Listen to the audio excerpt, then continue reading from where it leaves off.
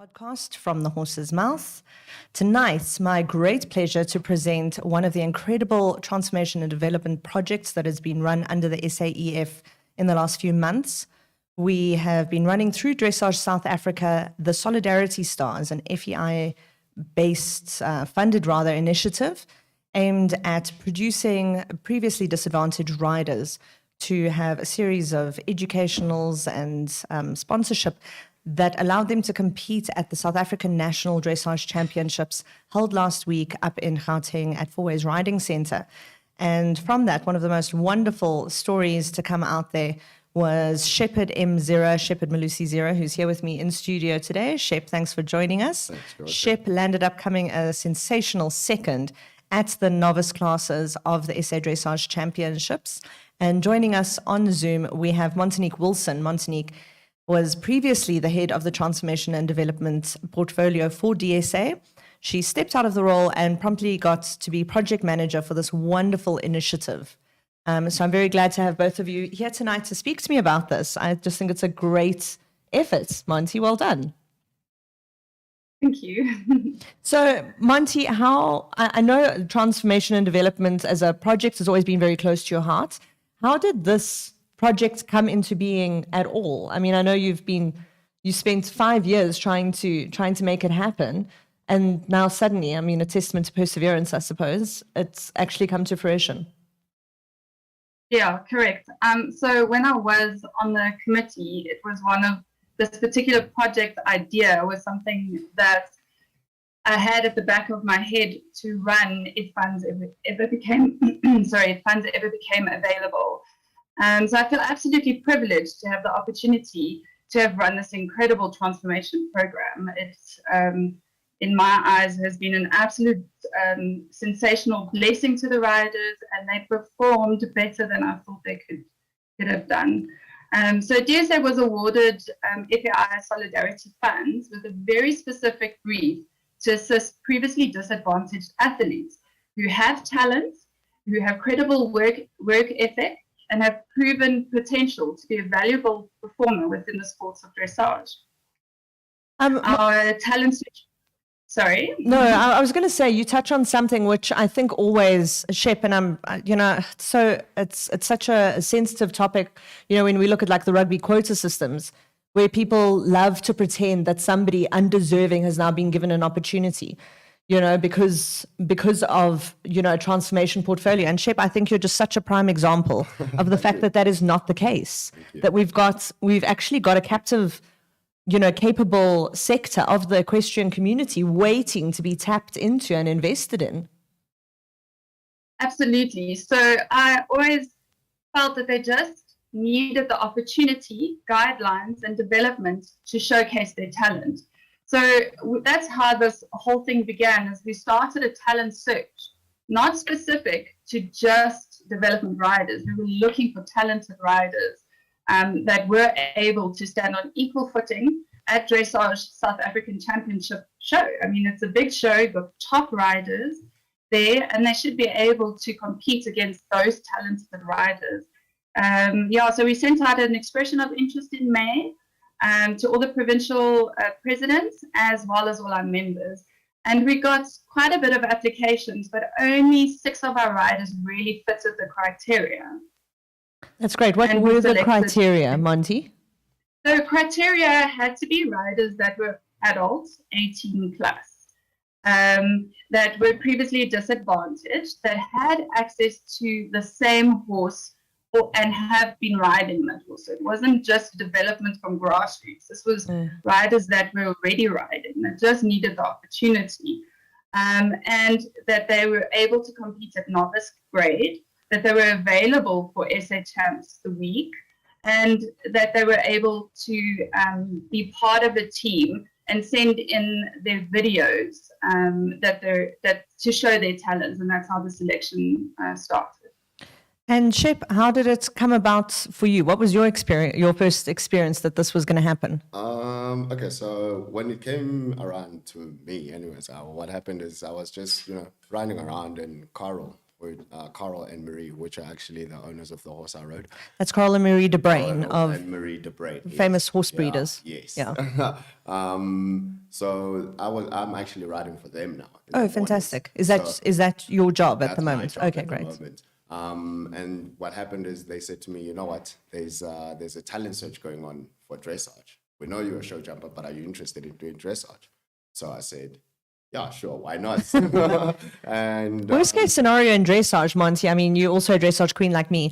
I say to people like show jumpers get worried about dressage. I say, if you get wrong at a show jump, you die. If you get wrong in dressage, you get a 0, worst case. Worst case, yeah. Yeah. And it was, to me, it was like, wow, like what an opportunity. I need to actually send in all my stuff, like the videos, the pictures, and all the information that was needed, like how long have you been riding and all sorts of stuff. And then when I sent that through, it actually came about that Marie was like, you've been chosen to ride. That's amazing. Yeah. And then that's pretty much what happened.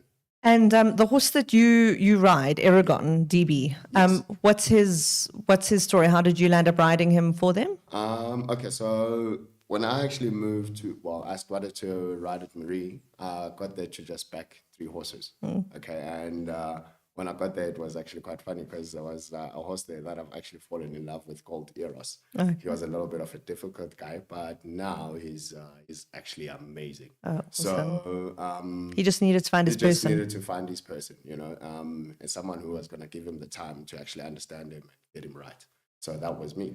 And when that happened, Marie then said, you know what, we've got a couple of older horses that we would like you to just walk around and, do all whatever you want on them. So I said, okay, cool.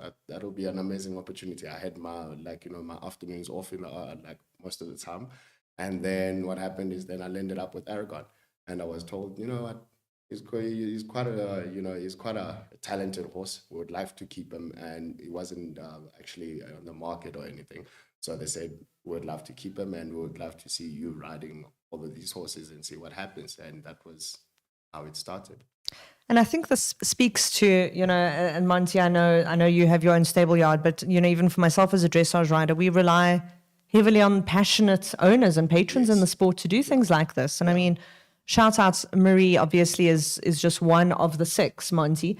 But I mean, the fact that you had so many people offering this, I think is really wonderful, that there is that appetite. Yeah, without the owners, I don't think this would have been possible. 1 or 2 of our riders did have their own horses, but a lot of our riders were riding horses belonging to other people, and the horses of good quality. And I thank the owners very much for giving the riders the opportunity to have competed at SA Champs and to continue to compete on them. So Monty, explain to me the dynamic with like show holding bodies and DSA. What happened with show entries, for example, and club memberships, DSA memberships?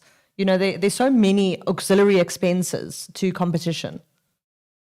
Oh, absolutely. So I felt, we were given the funds, but initially is to fund the riders and show them the path towards them competing eventually on their own.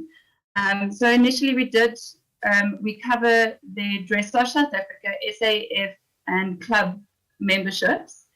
And we spent a lot on athlete development. So a lot of the riders were already riding with their coaches. We just asked the coaches for their CVs just to confirm that they were of coaching quality for SA Champs, of which they all were. So we paid for their lessons and developed them towards SA Champs specifically, and then the novice tests, which was for 5 and 6.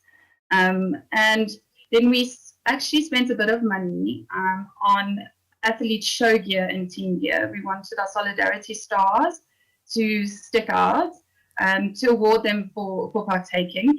Solidarity Stars name came from the FEI funding, comes from FEI Solidarity. And then that goes through SAEF to DSA, and then that's how we came up with the concept. I knew back from 5 years ago that I had this idea. So I think that's why she thought I would probably be the best person to run the project, because I feel quite passionate about it. And then we thank Western Shop because they gave us quite a large discount towards the show gear. So it wasn't a major expense for us. Yeah. And they fitted out the riders. We had Talia. You guys all looked super smart. It was amazing. Super smart. Yeah. Yes, yeah. And numbers and gold shirts and all sorts. I think it's really fantastic how people like Western Shop and Tally Ho do continually show up for equestrian sport as well. And again, it just takes a village. It takes a village to make so many things happen. But this is just, it's so easy to think about getting to the next milestone. And then you go, now I need a jacket, and now I need this. And Monty, the fact that they've focused the FEI on dressage developments, is that, Shep, you're the exception because you went the other way around, okay? But is that because dressage is, even from a coach development perspective, it's seen as the foundation of the other disciplines?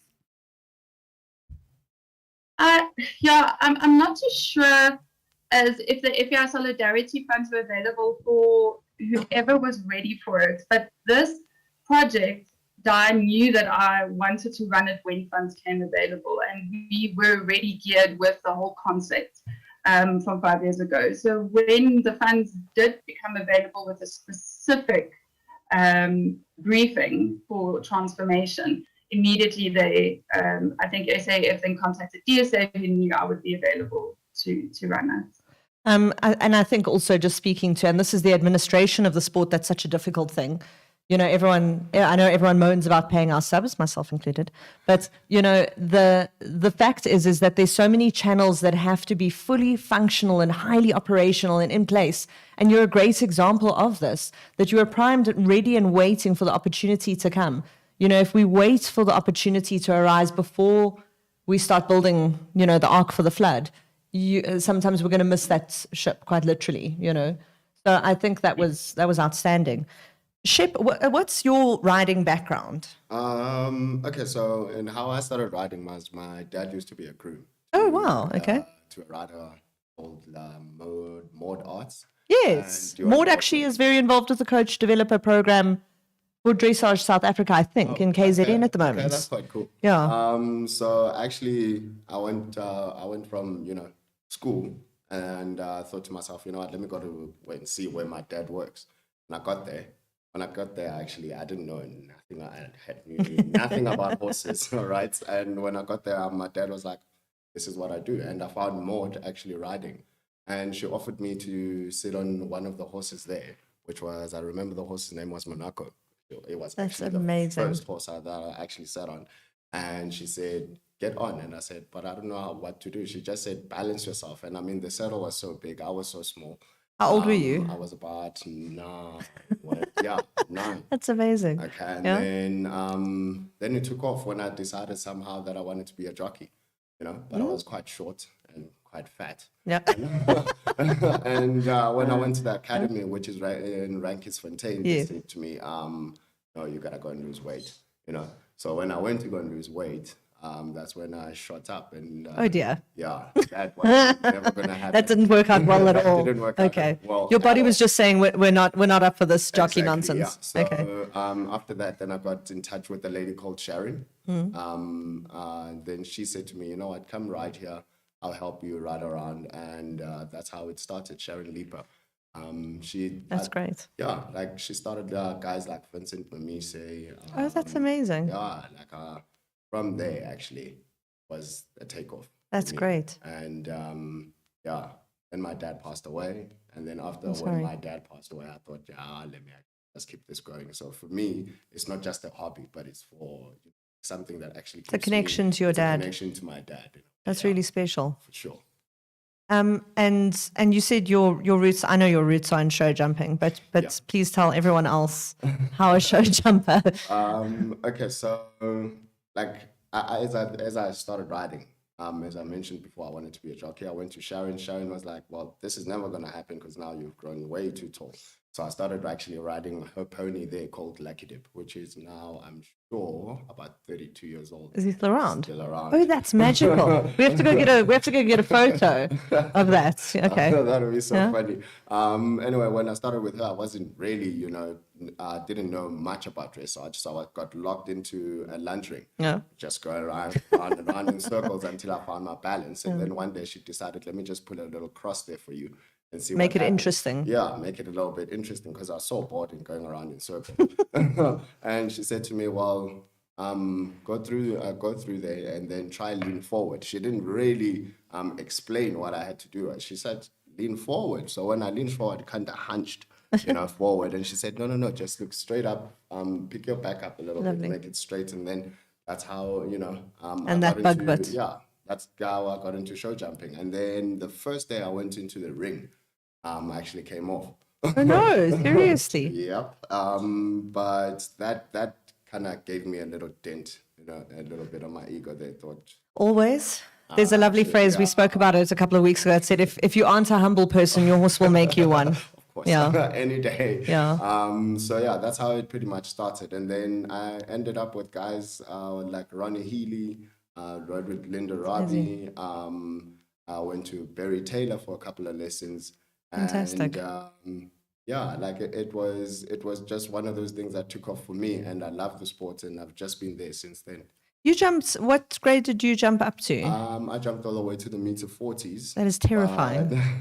There was, you think that's terrifying? There was a competition I did called the Since 6 Bar. Yeah. And I had a horse called Saratoga Magic at that time. Oh, wow, yeah. And he went on and jumped 182, and that was the 182. Yeah, that was a huge jump. And that was just, for me, my heart was sitting up. Wait, what show was that? At Easter Fest? That was Easter Fest a couple of years ago, Yeah? actually. And since then, I went and I rode for... That must have earned quite a lot of respect for you from your peers. I think so too. That's quite a feat. That's when I actually, that's when everybody Hi, started- how's it? I've arrived. I started knowing that, there's a guy called Shepard out there, Yeah. Then I went on and I jumped more into the 140s. But at that point... Shit, that's crazy. And that horse, whose horse was that? That was actually Sharon's horse. Okay. We had a deal, that we had to do with him. And so I kept him for like 6 years. Sharon thought, Amazing. I'd sell him, and I said, no, it's a Sharon. Yeah. But I just kept him going. And then finally, I got to the 140s. And at that time, I had realized that, I need to actually some money. I need some money and find another way to get, a little bit of a way. My heart to actually go hurts on. for you because that is like, I sold one, like I haven't owned a lot of horses because I can't sell horses. I run down the driveway crying. I've sold 2 horses, and the one horse was sold to help me afford, my property investment, to buy my apartment. Yeah, I actually built a house where Yeah. I live now. I built a house, from that. So It's a tough career. it's a tough career. You have to balance. Yeah. So it's quite sad because I still see the horse every now and then at the show, and I'm like, Yeah. that's And my and what about producing your next horse to build your next house, Shep? Oh, of course. I would. You know what? I really would if I had the financials too. And it's a partnership. It's a The Shep is partnership open as to well. partnerships, Yeah. guys. We're just putting it out It's there. a partnership as well. So it's like you've got to have, it's the one thing that I've realized about the sport. You have to have time. You have to have the patience. You have to almost endure whatever you go through. You know what I'm saying? And then It is a sport of, I always say to people, it's a bit of a masochistic sport, but it's not that, but it is an exercise, I think, in absolute determination and perseverance. For sure. That's the one thing that, kept me going. Yeah. And like from there, it just took off. Yeah. That's how I... Shep, it's an interesting question. I mean, you live in a Leeuwenhout, and it's quite a disparity. Like to live somewhere like that, and to then come into a world where people are paying more for horses. Yeah. Than it's crazy. Nah, you know what? I look at it as my place of zen, because out here there's just too many things going on. Oh, it's crazy. It's also insane. It's a bit obscene what goes on. Yeah. That's my hiding place, I go there and I hide, and I'm like, this is my place of zen. I'm at home. But I'm always out there. Like I want to be at home for a certain number of hours, and then I want to be out here for a certain number of hours. So it's a good balance. Yeah. So it's a Good very work-life balance. balance. For sure. Monty, with the Solidarity program, obviously you guys worked up towards SA Champs. And then where did, I have to ask this, where did the Solidarity team finish out of the interprovincial competition? Oh, how amazing. You finished third. Third out of 7 teams on equal footing. How fantastic. No, and phenomenal. Then one of our teams did 7th, yes. Yeah. That really, really, they really were superb. just amazing. No, Yes. I was... Sorry, go. one of our other riders, Eddie, also won one of the consolidation classes. Yeah. So yeah, very proud of him as well. I think it's also just been so. I had I coached Bonga Gumbo, who was one of the other Solidarity riders, and I have to tell you, Bongs has been riding for 3 years. He also started with show jumping. I think it's much more interesting for most people, and I have to be honest, like the whole thing for me was quite. I don't know your experience of it, Monty. Shep, looking at your teammates who are maybe less experienced, than you are. I found it quite a soulful experience that kind of really reignited my appreciation for the sport, and like Bongs would say things like, I said to him at one stage, your horse could be slightly more generous to you. And he said, no, I need to ride better. Then he will be more generous. And it was such a lovely, like there's a lovely, humble, like fresh reminder of what the sport is for so many people. But I've totally lost my train of thought where I was going to go with Bongs. Bongs finished 5th, but I can tell you that the achievement for Bongs, and this is where dressage is such, I always say to people, you're not competing for a rosette. I've won many rosettes and still been unhappy with my horse or myself, and have not won rosettes and been thrilled with my horse. It's a very introspective sport. But Bongs' success, I must tell you, Monty, is he went down that championship day and he rode a flawless test from memory. And for someone who has struggled with show nerves, and I can say this was the generosity of some of the show venues.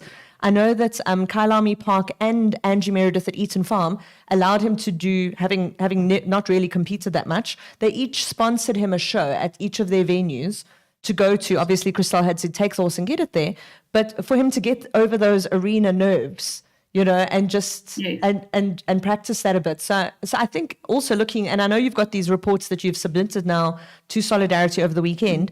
I think the progress is not always in Shep's. I mean, you just knocked it out the park, Shep. That's just ridiculous.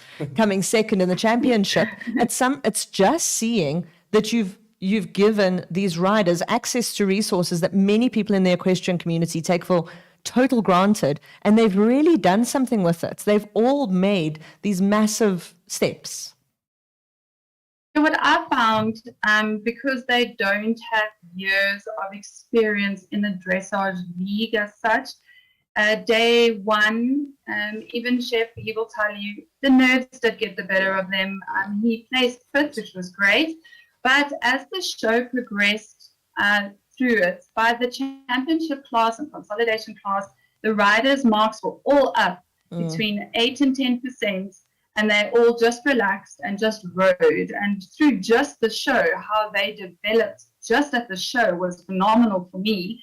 And if they get given more opportunities, which DSA have agreed to, one show every single month, they just have to do the application. How fantastic. They will continue to develop through the sport. In 2023, we're not just going, okay, we're done and dusted, goodbye. They will continue, which is fantastic. And there's Shep, who got reserve novice champion. I mean, that's how you progress through the show. Yeah. It's outstanding.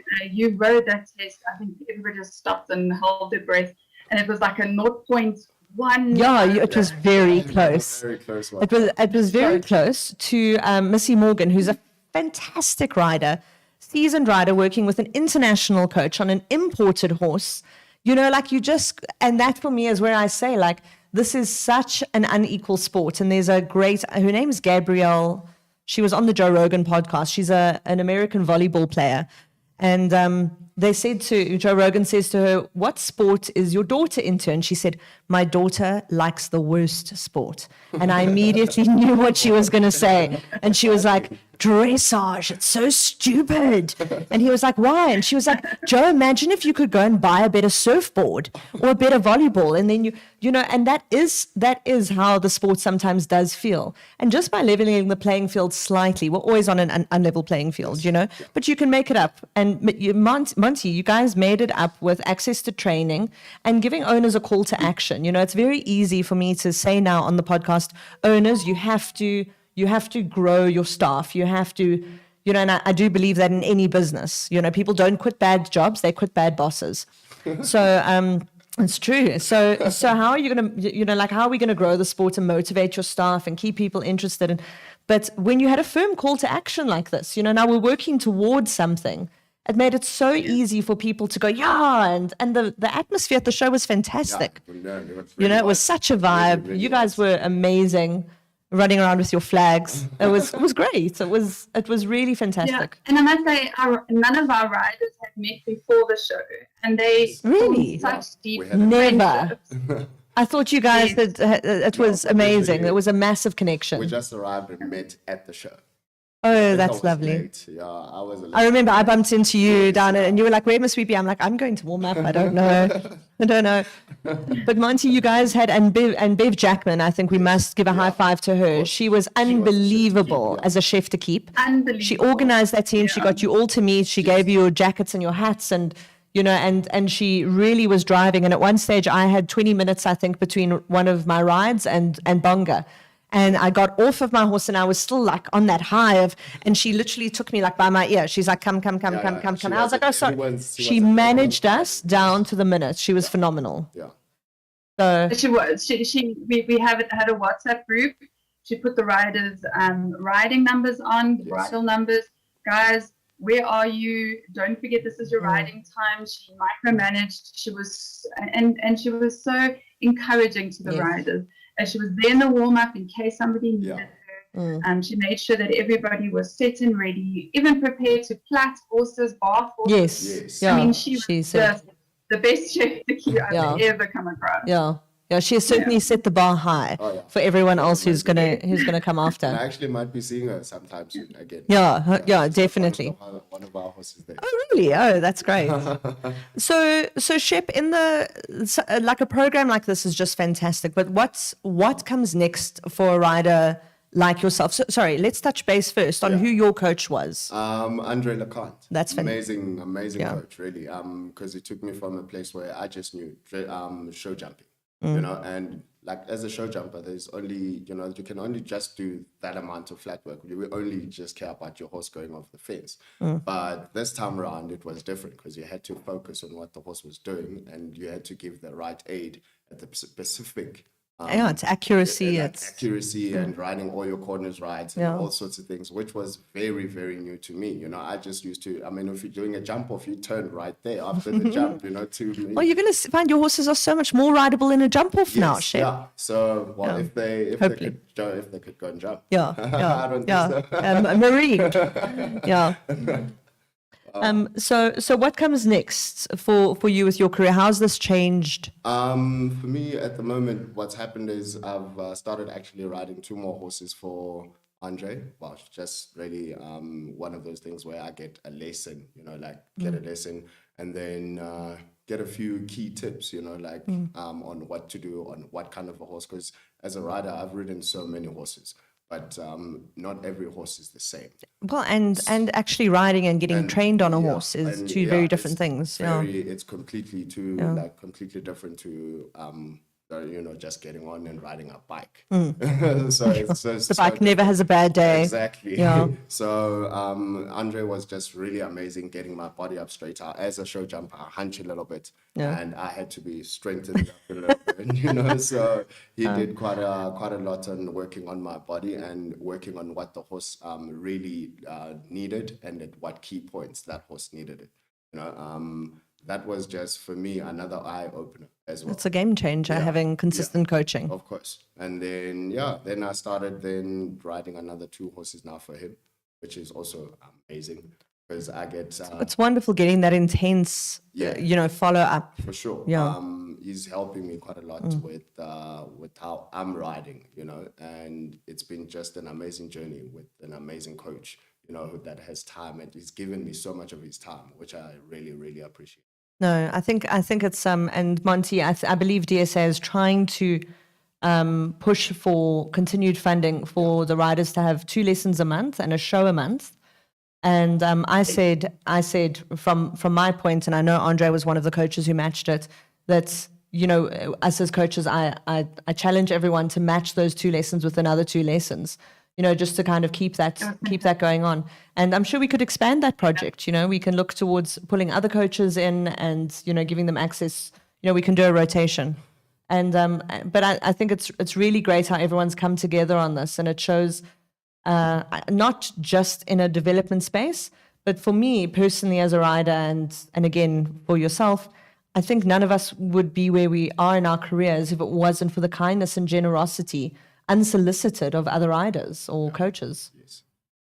Yeah, and that was the whole idea of this program, was just to give opportunity, give a stepping stone into the dressage career. And I think our coaches, there were a lot of coaches, even through the development before SHMs, leading up to SHMs, that gave extra lessons without thinking about it. Oh, no, wait, we have to do a little bit of a lunge lesson, or we're going to, they really, all the coaches went full out, didn't hold back, didn't go on the clock 45 minutes. They really did give their everything. And also, I thank the coaches, because every one of the coaches were phenomenal. Even at the show, the bond between Chef and Andre and you and Bonga and all the riders, Bev and Grace, it was amazing to see the bond that was formed over the last few months with the coaches, and how excited the coaches were getting over their riders doing so well. It was amazing. Christelle, who was the owner as well, she at one stage she says to me, you're gonna have to read the test. I said, she says, I'm just crying. I just can't. I'm so proud, So it really was just such a great initiative. But beyond yes, and as you say that, the owners were also there. They were all videotaping their horses. They were so proud. It was just, it was a lovely feeling, a lovely atmosphere around everybody supporting everybody, and it was great. Yeah, it really was a very cohesive show. It was lovely. Monty, going beyond, as we said, in the next few months, they're looking towards still maintaining some of the lessons and some of the shows. So at this stage, what is the future? And I'm not asking you to hang your hat on a nail here. This isn't a definitive thing. But what, in your opinion, like we spoke briefly about how ideally we would have someone from SASCOC come on to talk about the greater nitty-gritty of transformation and development in sport in South Africa. It's essential for all sports to be doing this kind of thing. From your perspective, because you're so experienced in this, what is the future of TND in the equestrian space? Like, what should we all be looking towards doing, and how do we get there?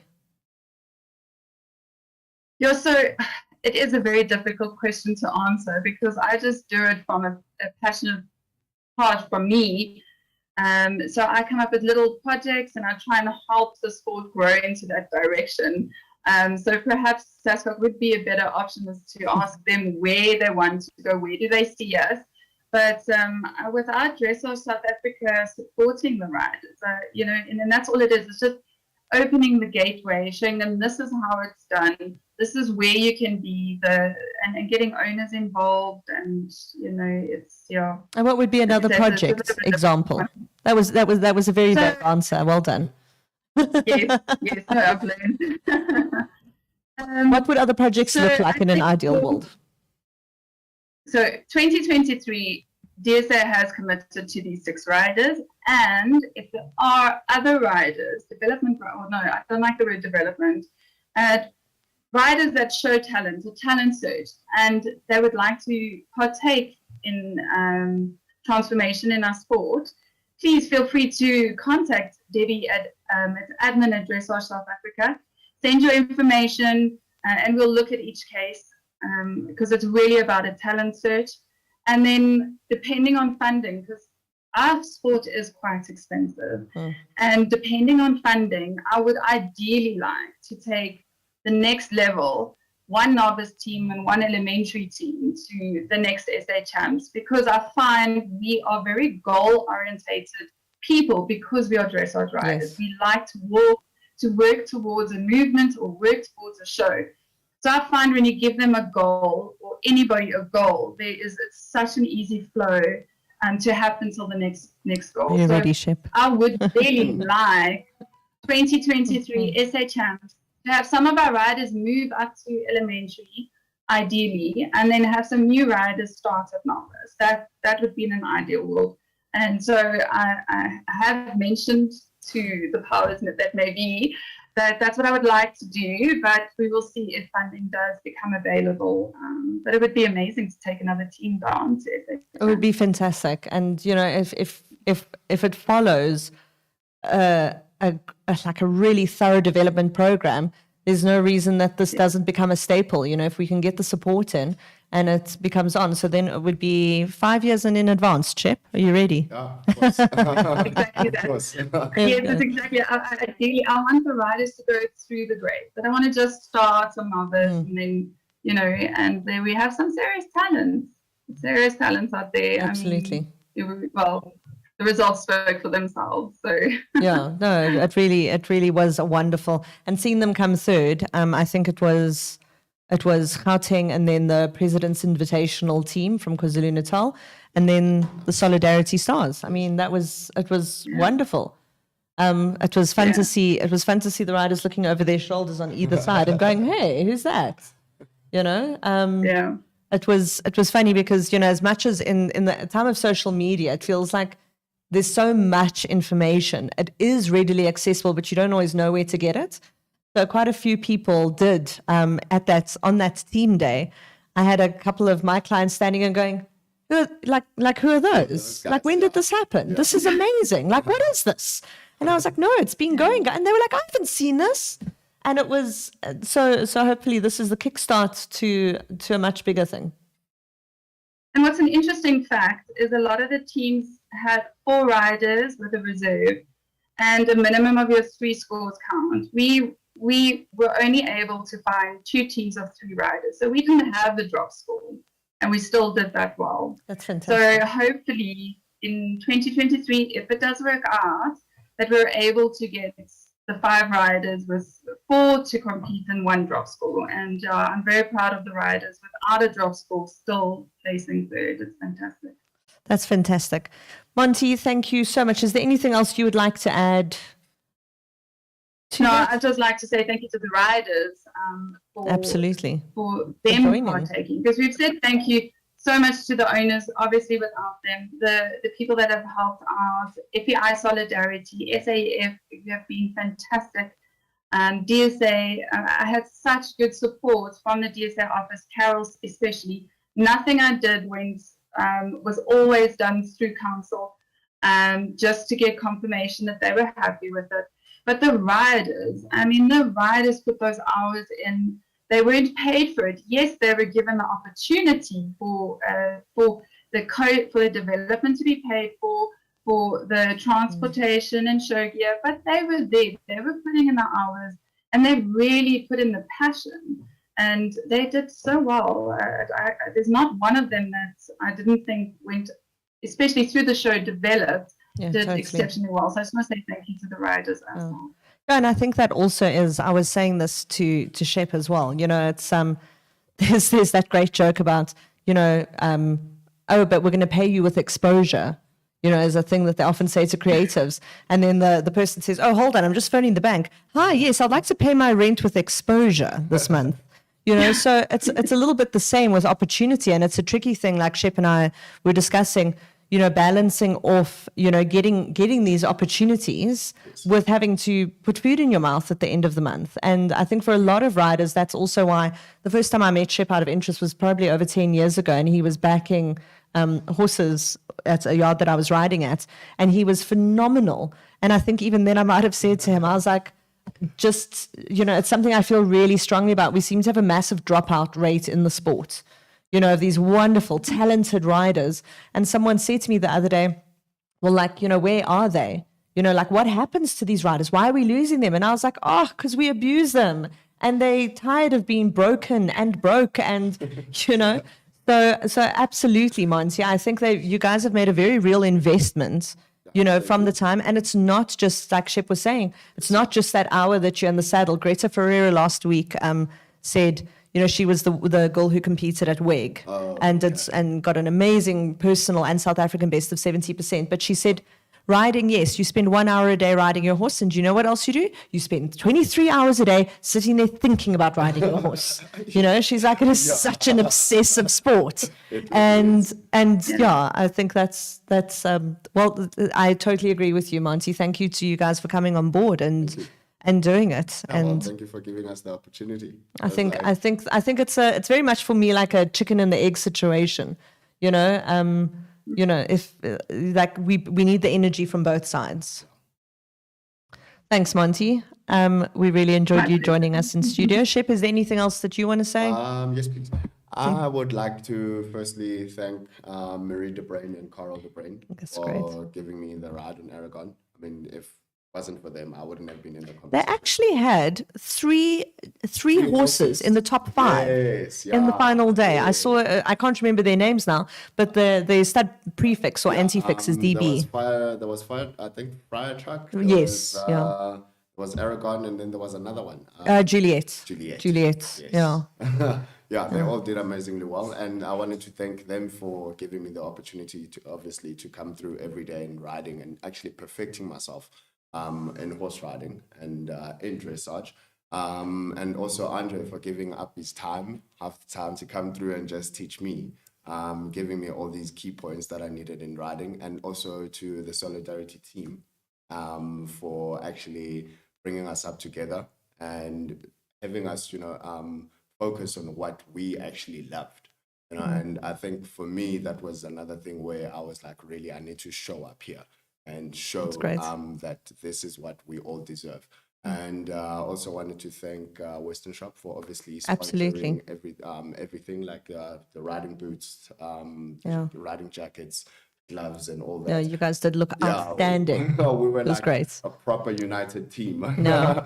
And also I'd like to thank Montanique Beverly as well for keeping us in check. You guys were amazing, and and you drove everyone, just checking in with Monty created a WhatsApp group, and she was like, 6 weeks to SA Champs, 5 weeks to SA Champs, 3 weeks. So there was and it was great, Monty. It was actually, it really was like just such a beautiful effort of coming together. For sure. And for such a weird, I absolutely love dressage, and that when it feels good, my really God, there's nothing like it. There's just that pure moment of absolute perfection. You think this is it. I'm good, and then just all goes absolutely up against the wall. And someone said to me the other day, I just want to understand something. You pay people to judge you, and I was like, yes. And they said, could you ever get 100%? I'm like, no, never. And they're like, but why don't And it's just such a funny sport to explain to other people. You know. Yeah. Like, why don't you just practice the test over and over and get 100? I'm like, oh, child, that's lovely. Anyway, thank you both for joining us. So, thank you for bringing us. Yeah. We would like to thank everyone for joining us this evening. That was just a lovely, lovely feel-good project. We need that desperately in the equestrian community. I hope that this Solidarity Stars program that has been just so fantastically run by the South African Equestrian Federation through Dressage South Africa, Montanique Wilson at the head of it. We had Shepard Zira in here with us, one of the riders who finished second at the championships at the South African National Dressage Championships last week at Fourways. If there's anyone else who is looking towards a career with horses, to find a way to pay it forward, there are ways and there are mechanisms. And I really would encourage everyone to continue coming together and to continue to create these feel-good, productive spaces where we can really all take our sport to the next level together. Thank you for joining us this evening. This was your SAEF podcast from the horse's mouth, and we'll see you next Wednesday at 7 p.m.